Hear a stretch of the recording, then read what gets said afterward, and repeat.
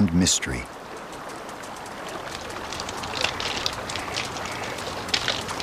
Across ages, bamboo has flourished in the persistent mists, erecting nearly impenetrable thickets, barriers against time and the outside world. For nearly a decade, a Chinese scientist has searched the bamboo forest for one of the world's most elusive animals.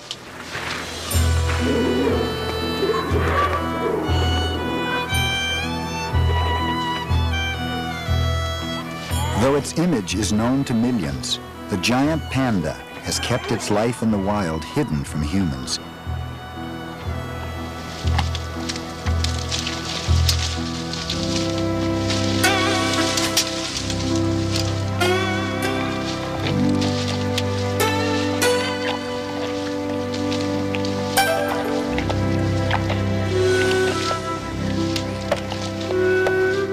For Professor Pan Wenshe, deciphering the panda's secrets is an urgent matter. The species clings precariously to existence. Only about 1,200 remain. In captivity, pandas have not reproduced enough to increase or even maintain their population. If the species is to be saved, we must understand and protect the secret life of pandas in the wild.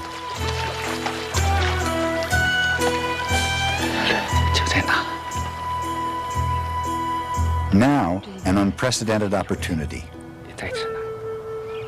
In a mountain cave, a newborn panda is found, permitting the first comprehensive film record and the first long-term study of a young panda, embarking on a remarkable life unlike that of any creature on Earth.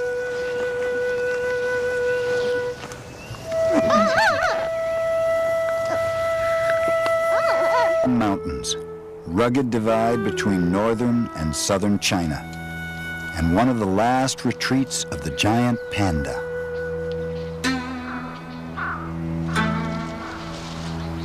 Concealed by dense foliage and its own distinctive color pattern, the panda is literally hidden here. In the panda's world, nothing is quite what it seems. The clown-like mask elicits instant human affection, but it's probably seen as a threat by other animals, one of the panda's many subtle defenses.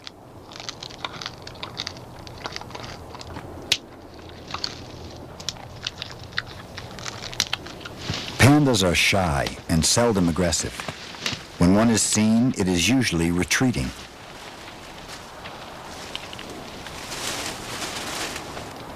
They are solitary animals, rarely together, but they are aware of each other, keeping in touch by sound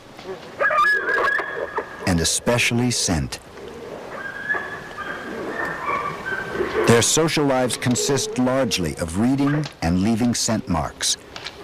Rubbing its scent glands on trees and rocks, a panda says, "Here I am," or "There I was."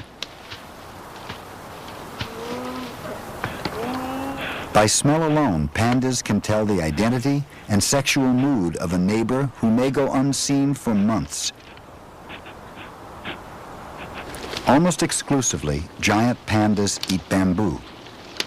Equipped with a unique sixth digit, ideal for eating bamboo, pandas have been shaped by evolution for this life-sustaining activity.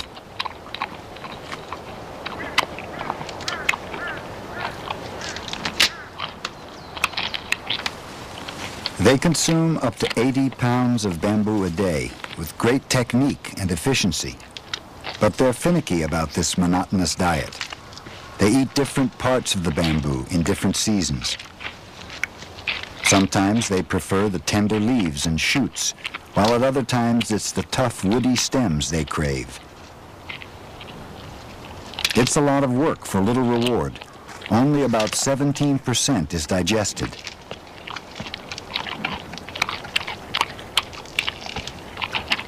So pandas must eat relentlessly, up to 14 hours a day.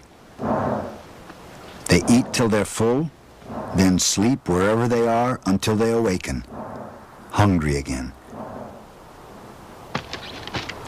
But young pandas are the exception. To survive, they must learn about the world. They must play. Seemingly vulnerable, the panda has endured while other, more formidable mammals have become extinct. Its margin of safety is narrow, but for millions of years it has been sufficient. Yet an understanding of how the wild panda survives has been as elusive as the animal itself.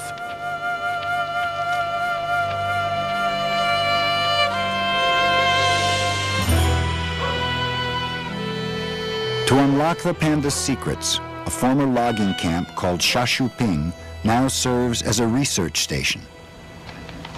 From this base, biology professor Pan Wenshe and his students monitor more than 60 pandas in the surrounding forest, the first long-term study of wild pandas and their young. With Lu Zhe, former student and now a research colleague, Pan has long hoped to discover why panda young, fragile in captivity, seem to thrive in the wild. This knowledge could save the species. After years of patient searching, Pan and Lu Zhe now suspect a birth has occurred in a high den and set out on a September morning to investigate.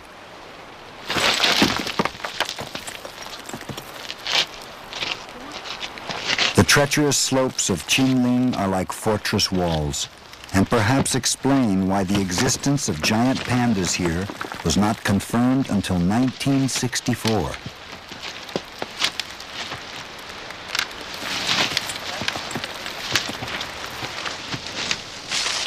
A gentle approach, to glimpse without disturbing.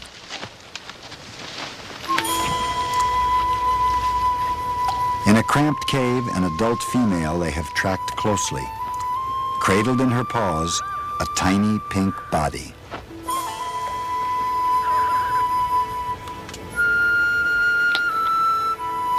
Pan will find that a wild panda mother devotes herself entirely to her newborn.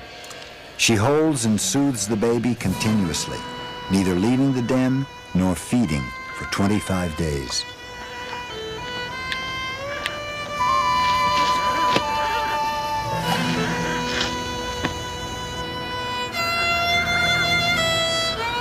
Blind and helpless, the newborn is dwarfed by its mother. At about 4 ounces, it weighs only 1/900th as much. Perhaps in part to prevent an accidental crushing, the infant panda wields a voice out of all proportion to its body.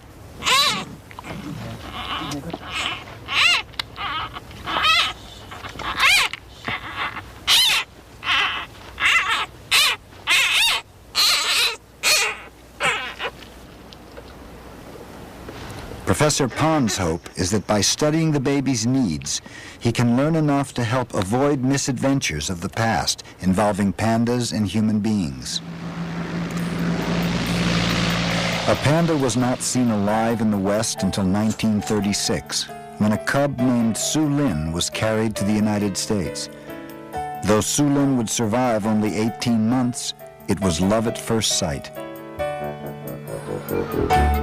The public craved more pandas, and zoos responded.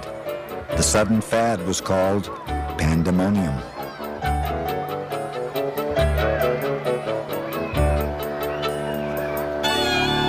The panda was immediately beloved, but poorly understood, treated as if the living animal were itself a child's toy. And the toy had arrived without an instruction manual. Keepers could only guess at its needs. Nearly half died within 5 years.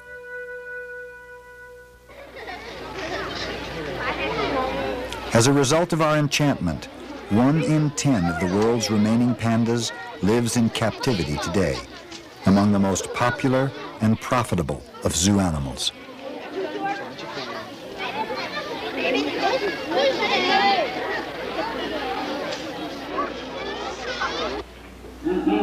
The dream has been to breed pandas in captivity for release into the wild, but arranged matings produce very few offspring.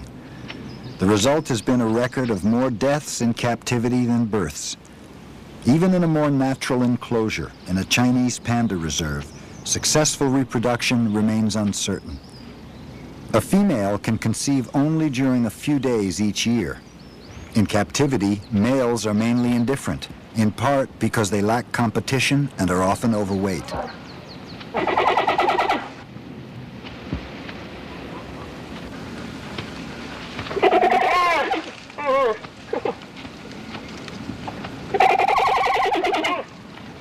Loud love songs frequently lead to no more than a wrestling match.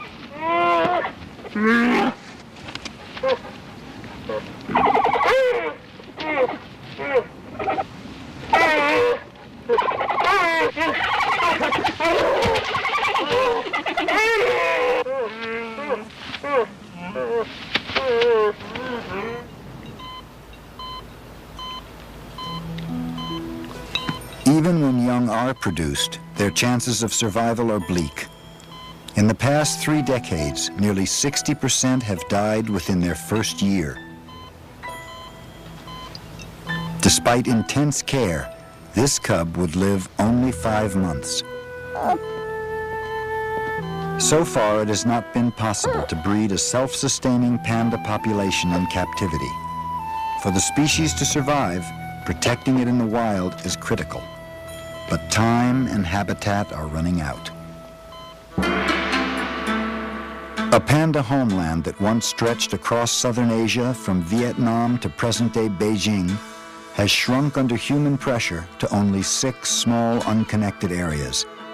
For about 240 wild pandas, the southern slopes of the Qinling Mountains are a last refuge.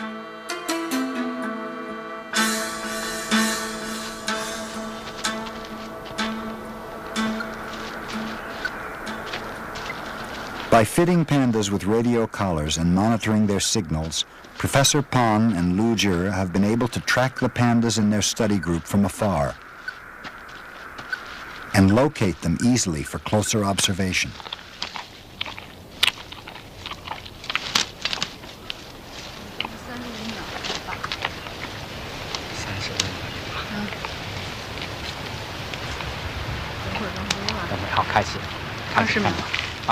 Theirs is an unprecedented bond between human and panda. Never before have wild pandas become so accustomed to scientists and allowed them so close. For 9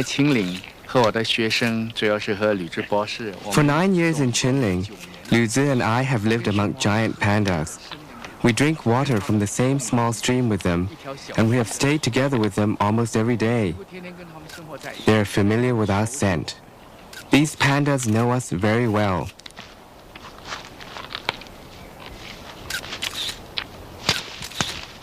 Lone pandas are often very tolerant. But will a mother be so trusting if they attempt to visit the newborn inside the den?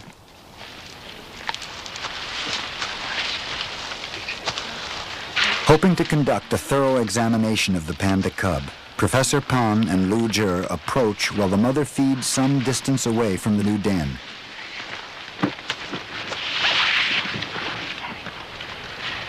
She has stayed away so long they now fear the cub may be dead, erasing a scientific opportunity and another life in a lineage where each has become precious. Oh, good yeah. Good yeah.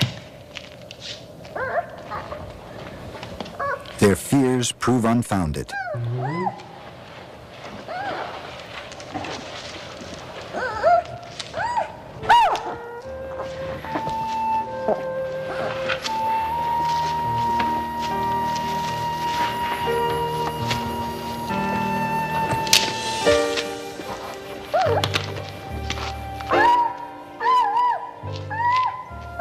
Pan knows his time to inspect the cub is limited. Too long in the den, and despite their efforts to gain her acceptance, the mother could react violently to their presence here and attack them.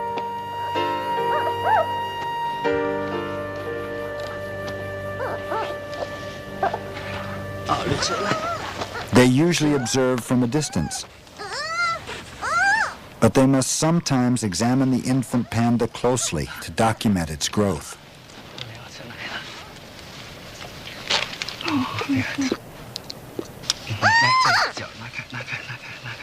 It's a female, an advantage for science. In the years to come, she may bear cubs of her own, permitting study of a panda family across generations.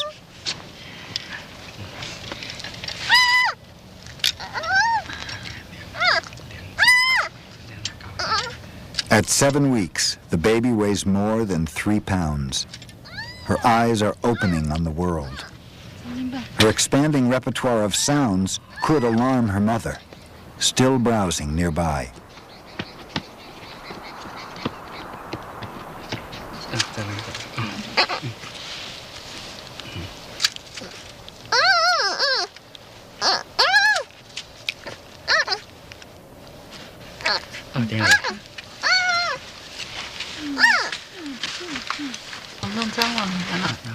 Pan is heartened by what he finds. The cub appears normal and fit, with a stomach full of mother's milk and a strong heartbeat.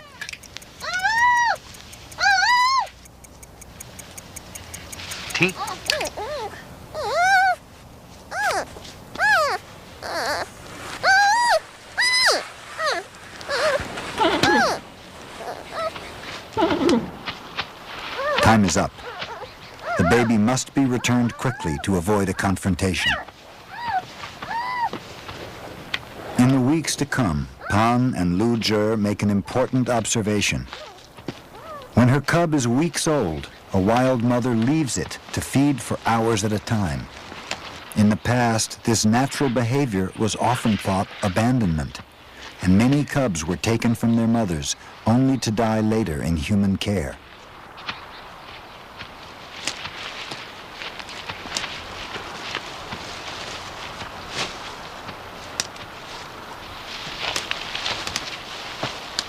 This all began with a boyhood dream of adventure in a faraway exotic land. When I was in high school, I read Jack London's books. Among the books, 2 greatly impressed me: White Fang and The Call of the Wild. From then on, I dreamed of living in remote areas like Western America or Alaska or the Yukon River Valley. Living in the wild and among wild animals, that was my early dream, and I hope to make it my future.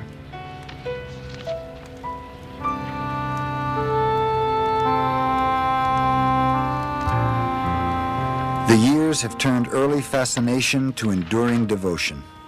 Pan spends months of each year in primitive conditions, paying some research expenses out of his own pocket, working late hours to log and analyze data in a tiny cubicle that is both office and bedroom.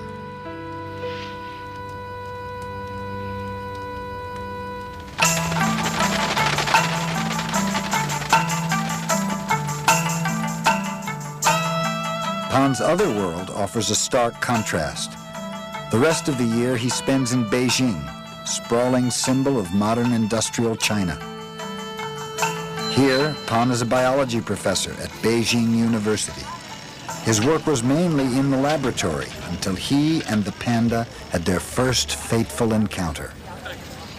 大学毕业之后，大概我在25岁左右，全世界第一只在人工养出来的小熊猫就在北京动物园。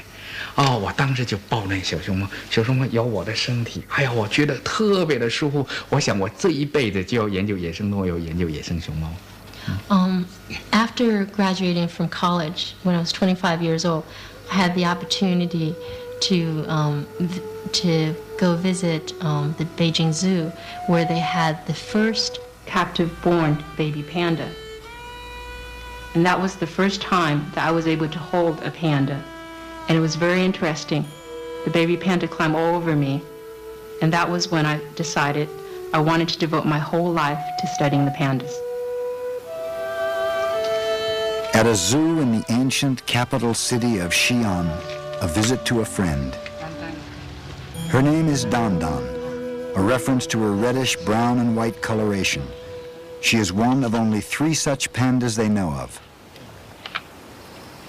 Pan and Lu Zhe think this color scheme may be a throwback to prehistoric times.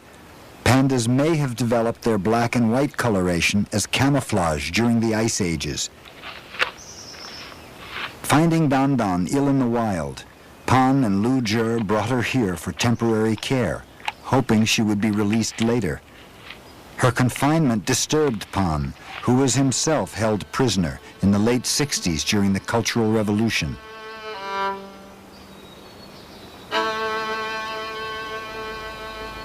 The Cultural Revolution was a big mess. No one dared to speak the truth. Because I told the truth, they put me in jail, beat me, and pulled my hair. I thought the only thing I can do is to insist on seeking the truth. After 56 days of beatings and confinement in darkness, Pan escaped. Overcoming this suffering has become the basis for my conviction as a scientist, always to tell the truth. In a Beijing classroom, Pan carries his campaign on behalf of pandas to a wildly receptive audience. Using props made from the skins of pandas who died in captivity, Pan teaches about the need to protect wild pandas.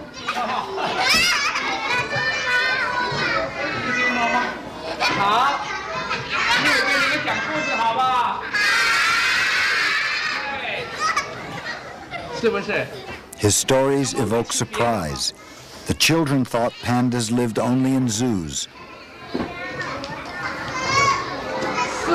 Pan wants to inspire understanding of wild pandas in the generation that will probably decide their fate.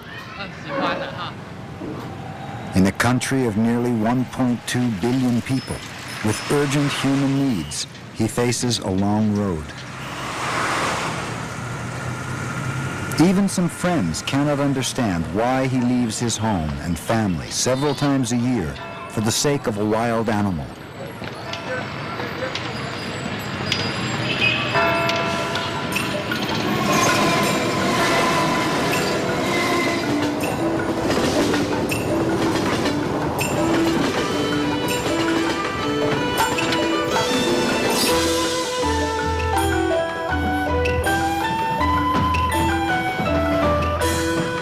The trip south to the Qingling Mountains is itself a test of resolve. 22 hours by train, then 14 hours by bus.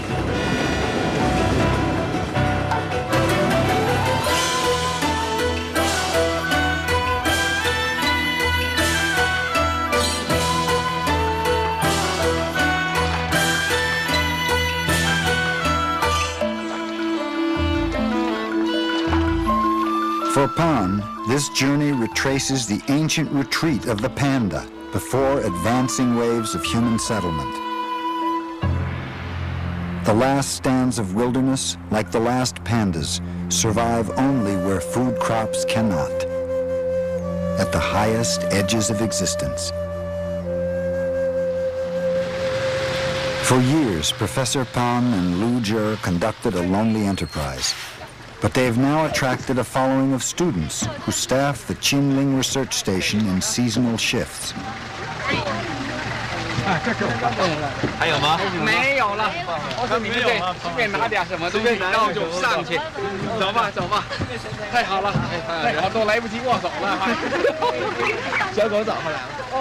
To Pan, they hold promise that the panda will not be forgotten. And they have been staunch companions in an adventure that has sometimes been an ordeal. There were many difficulties when we started this research. We always felt cold, and our clothes were always wet. Lu Zhe got frostbite on her face, and Ding Shen had frostbitten fingers.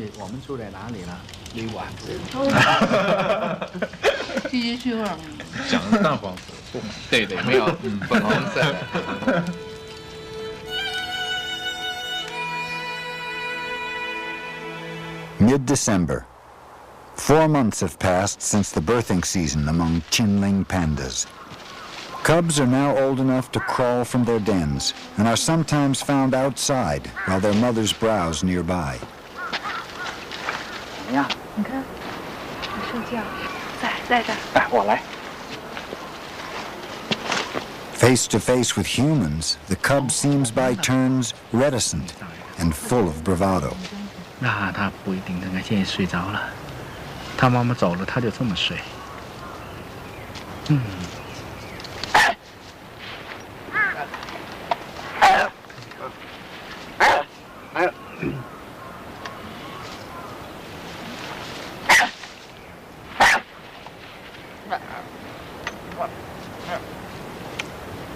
To symbolize her importance for the future of pandas, the two researchers have decided to name her Shiwang, meaning hope. The christening is of no interest to a baby who may sleep 20 hours a day, even when guests are present.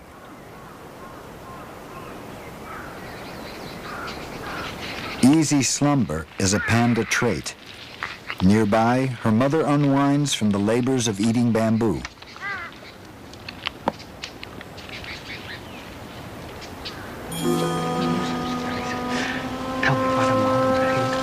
Shiwang seems vulnerable, but animal predators pose less of a threat than humans. A panda pelt can bring poachers more than $10,000, and dozens of panda cubs have been taken into captivity by well-meaning rescuers who believed or wanted to believe that they had been abandoned.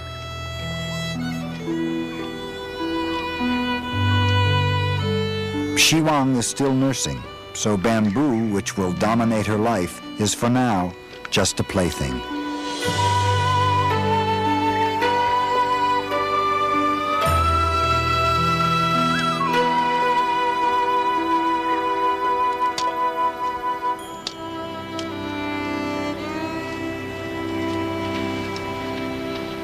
A surprise. The mother returns and decides to move Shiwang to a new den, a routine occurrence, but for Pan and Lu Zhe, it's a rare moment. Despite years of observation, they have seldom seen two pandas, even mother and young, together in the open.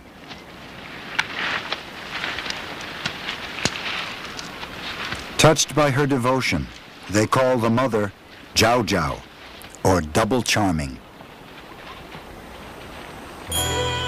In Pan's study area, only one farm has persevered in the harsh altitudes of panda territory. En route back, the two scientists visit the Li family, who count themselves protectors of the pandas. Pan has heard reports that a panda has been sighted in the vicinity. It behaved as though ill. Have the Lis seen it? 看这当上没看见熊猫。哦，你看以前在哪看见？你指给我看。哦，是在哪里呢？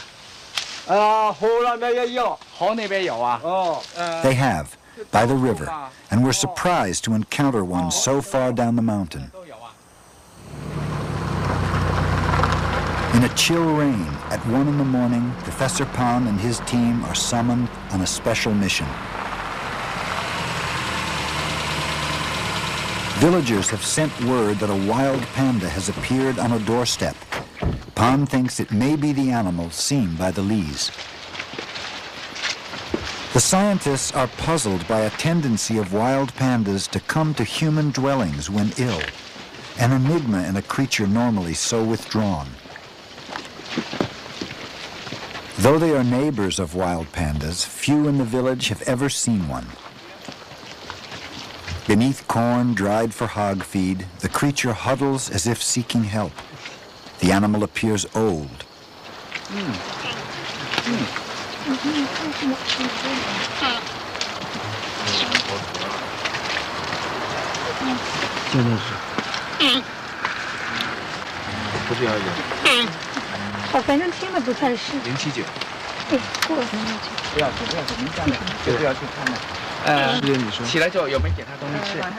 Pan asks if the panda has been fed. It has not. The man discovered it, whimpering, and he was amazed.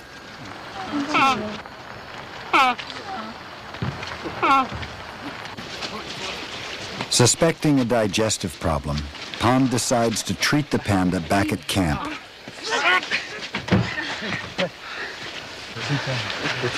It proves no easy task to relocate the 200-pound creature.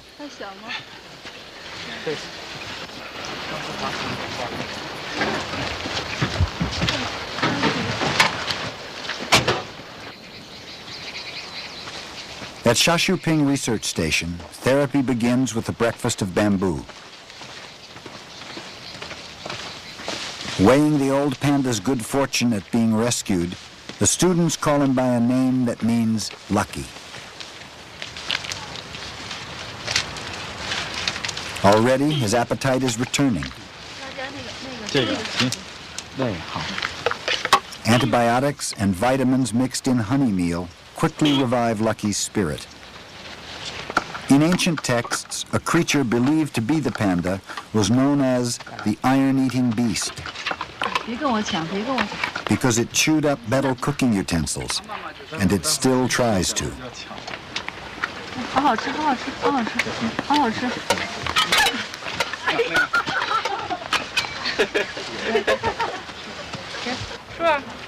Lucky, it turns out, has an unruly curiosity and an indiscriminate palate.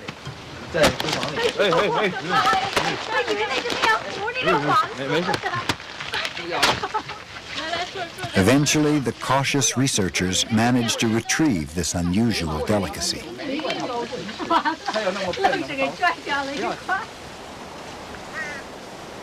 In Shashuping's field lab, Lu Zhe adds samples of Lucky's blood to a growing collection from pandas living in isolated groups.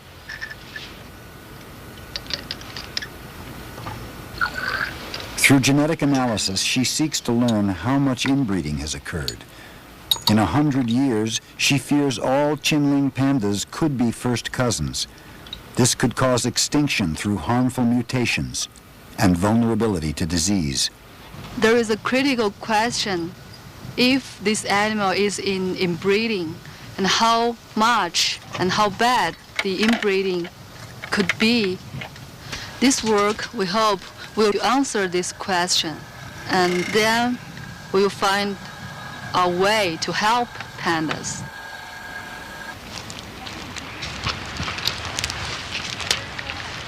Recovered after a week of treatment, Lucky is ready to be released.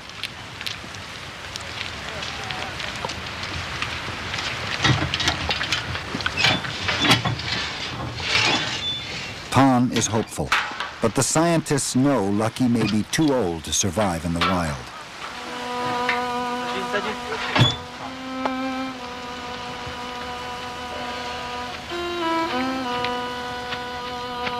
Weeks later, their fears will be confirmed. Again ill, Lucky will be taken to a feeding center where he will die.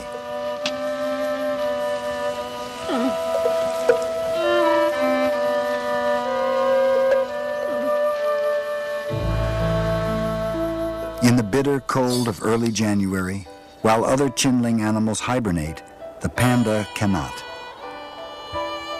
Enslaved by the need to eat almost perpetually, pandas continue to roam the frozen forest.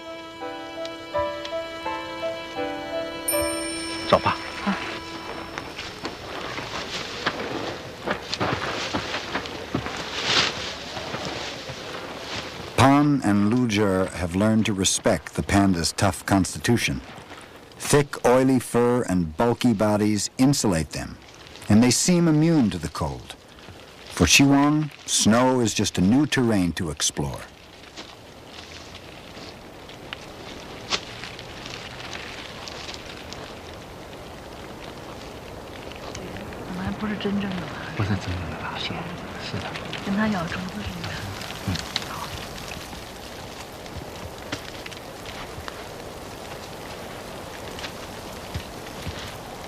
Now a 5-month-old toddler, she seems dimly aware that trees are important. In the months to come, they will offer her only safety from predators in her mother's absence. But to hide in a tree, Xiwang must first learn to climb it. 4个月半4个月4个半月4个半月，对，还在那爬，爬得很笨。For now, baffled by the challenge, she gives up.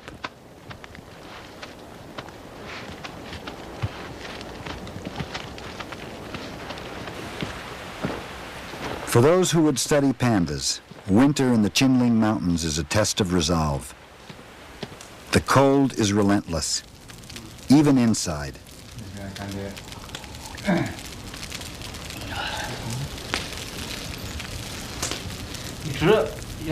Days and nights pass in the shared chores of a dwelling heated only by wood fire, lit only by candle and lantern.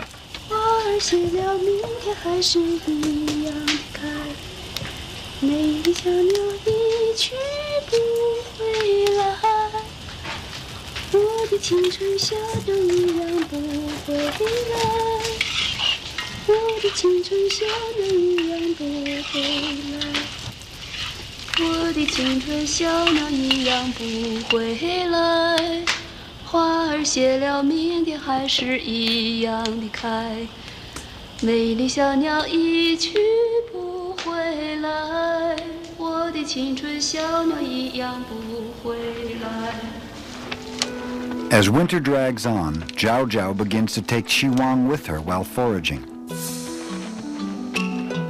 The ancient Chinese may have found in such scenes of tranquility a symbol of peace. According to one account, retiring armies waved not a white flag, but an image of a panda.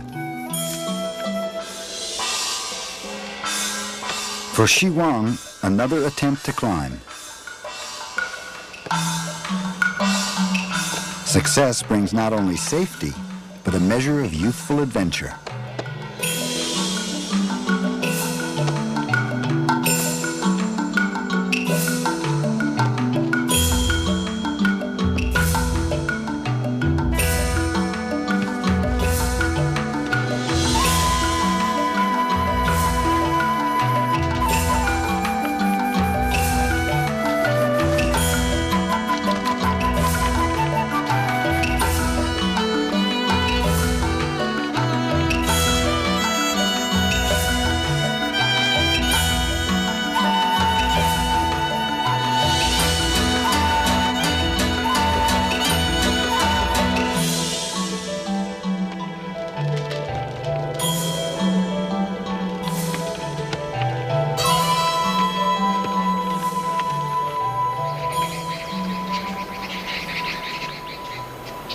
As winter gives way to spring, the panda's realm in the Qinling Mountains reawakens with sound and color.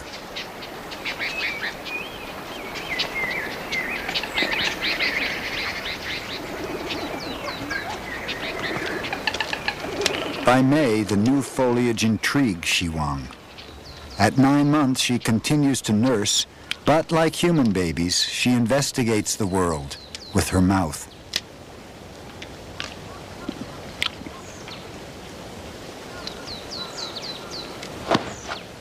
For Zhao Zhao, spring brings not only the bamboo shoots she treasures, but the seasonal agony of ticks and leeches.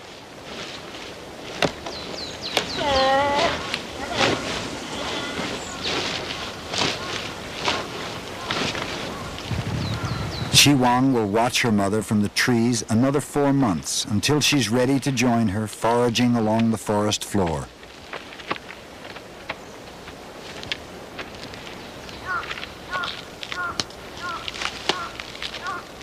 Once tentative, she now climbs about freely, sometimes showing greater daring than judgment.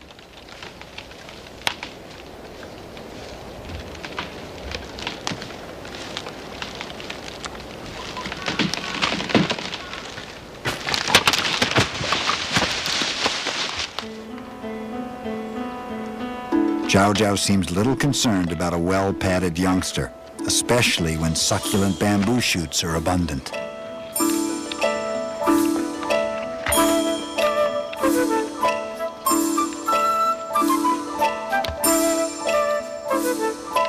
For both, life is serene.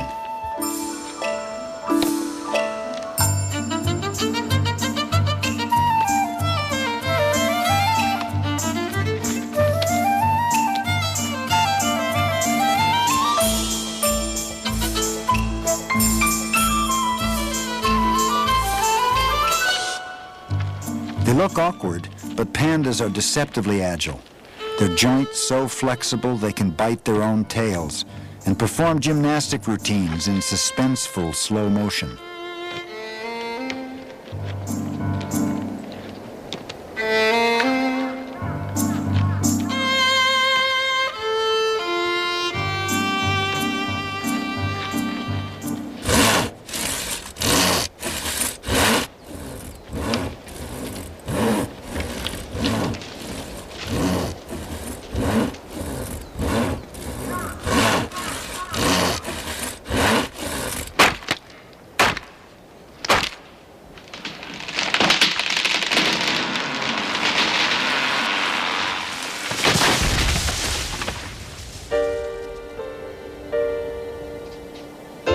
Clear-cut harvesting of the pandas' forests is the paramount threat to their continued existence. Food and cover dwindle. Populations are further isolated. Panda ranges have declined by half in only 2 decades, primarily from logging.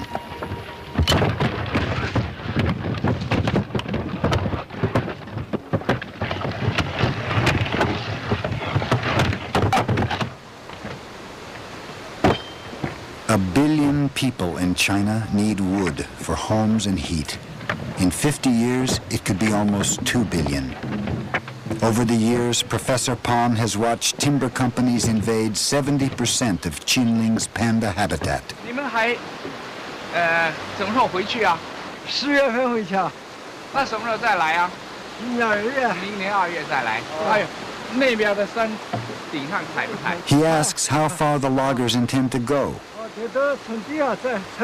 Next spring, they will cut all the way over the mountains, the slopes now roamed by Jiao Jiao and Shi Wang. To penetrate the panda's forest, new roads must be blasted out of the mountainside. 你说一架有的，一架有对一架不用放架有的，放到箱子里边，对，这样很好，多加点，放到一箱子里，咱们就。这房子这几个人我再一个你再。这上别不起来石头嘛？再装饰的。你再装的话咋办？这是。By most standards, the operations are crude, sometimes conducted with a casual daring that mixes gunpowder with cigarettes. Industrial safety is a recent development here, but despite accidents, the work goes on relentlessly.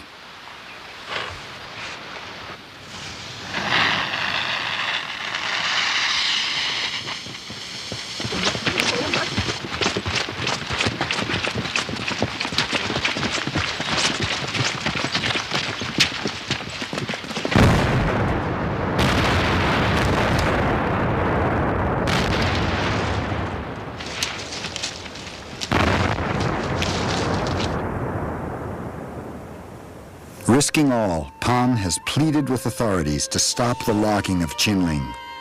With stubborn insistence, despite threats and harassment, he has succeeded.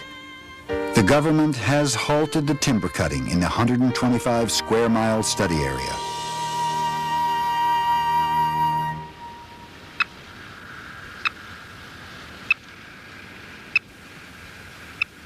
An excursion to check on Shi Wang, now outfitted with a radio collar.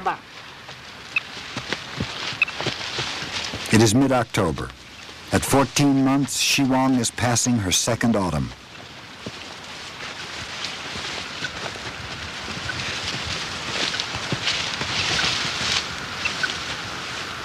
Something is amiss. The signals lead to a tangled clump of brush. Expecting Shi Wang, they find only her collar.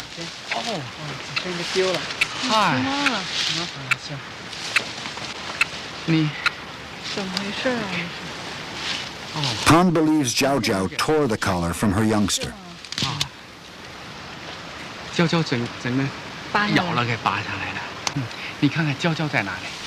He suggests they search for Jiao Jiao instead. But Jiao Jiao's signal is weak. They will have to separate and scour the slopes.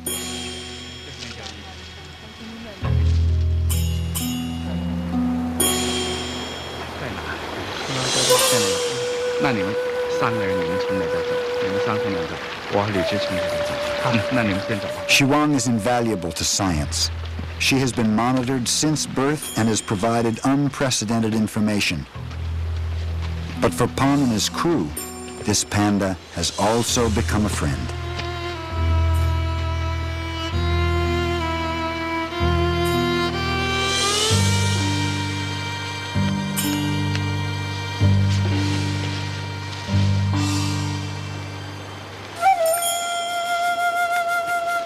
Following his instincts, Pan comes to a steep ravine. Barely visible among the foliage, sitting casually in a tree, the familiar shape of Xiwang.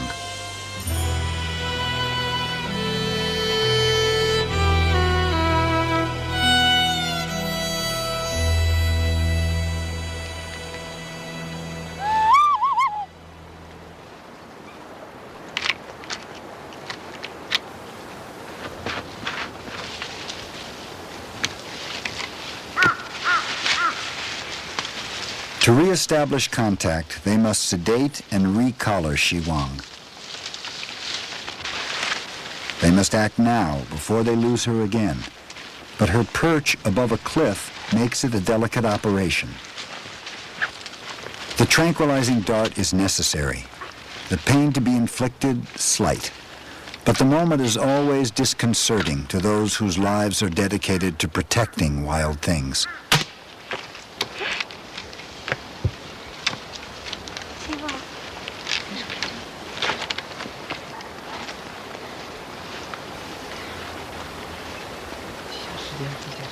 Several minutes pass as drowsiness sweeps across her.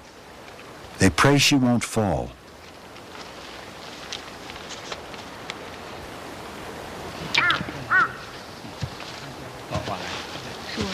Now docile, Xiwang stays in the tree, enabling them to bring her down safely.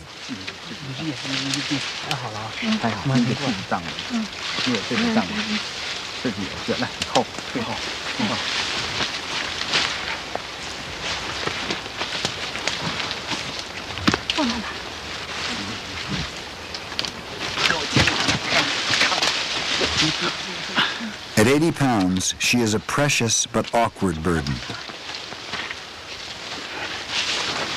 The professor, who is her observer and defender, a father of 2 daughters, bears her as carefully as if she were a third.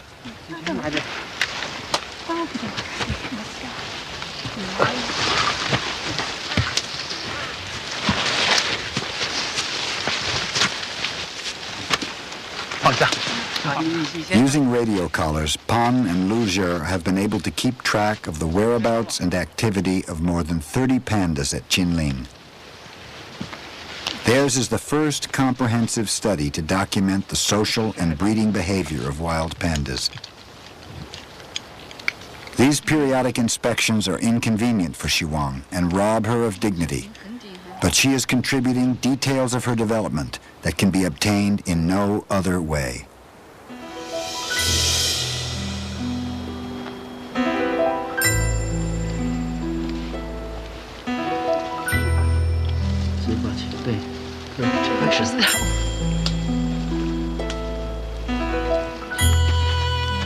Xiwang's story could affect her entire species, revealing how to ensure their survival in the wild and to improve their care in captivity.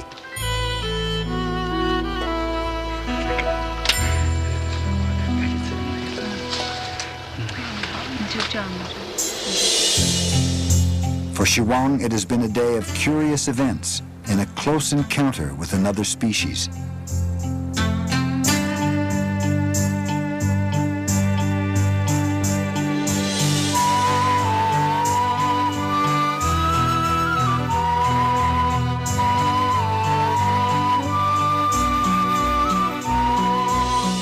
She returns to her mother and a life of endless simplicity, now interested only in a drink of water and soon, perhaps, a little bamboo.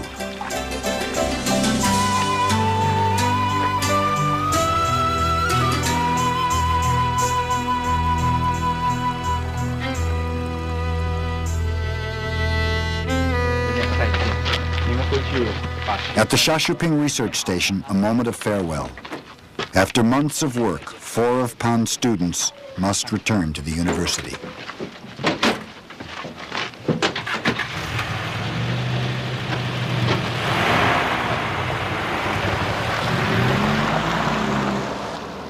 Assistants will come and go during the years ahead, but Pan intends to stay here as long as it takes to understand the life of pandas in the wild and to keep them roaming freely through the surrounding forests.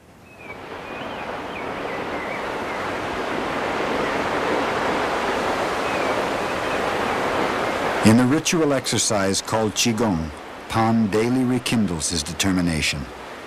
在北京的时候，一些朋友都问我，你一年一年的在野外生活，你到底什么时候有个头？ My friends in Beijing always ask, why do you continue to work in the field year after year? When will it end? Your work has been published. Why don't you stop? I tell them my goal is to protect the panda and to establish a refuge for them in the wild. That is my mission, but it will be difficult. Achieving this goal may take my entire lifetime, and even that may not be enough.